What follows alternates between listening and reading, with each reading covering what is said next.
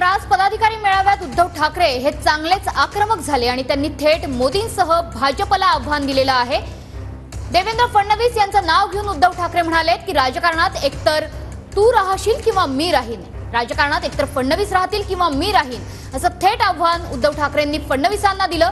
सोबतच मुख्यमंत्री एकनाथ शिंदे यांच्यावरही उद्धव ठाकरेंनी हल्लाबोल केलाय। खुर्चीसाठी सत्तेसाठी आपल्या आईच्या कुशीवर काहींनी वार केलेत अशी टीका उद्धव ठाकरेंनी शिंदेंवर केली आहे। तर सर्व सहन करून मी आता जिद्दीनं उभा राहिलेलो आहे असं देखील उद्धव ठाकरे म्हणाले। हे सगळे जे आहेत राज्यकर्ते यांचे 12 वाजल्यानंतर एक जाईल बारामतीला, दुसरं जाईल तो तिकडे पंचकारांची शेती करायला, तिसरं जाईल नागपूरला। मुंबईकरांसाठी राहिलं कोण?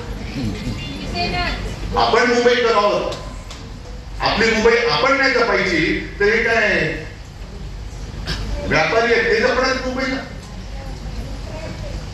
ज्या प्रकारे त्यांची काही जे मुंबईची लूट करतात, आणखीन एक प्रकार आहे। कालच ती बातमी आली होती, आणखीन एक जो भूखंड होता पशु आणि पशुसंवर्धन विभागाचा, तो मुंबईला केलेला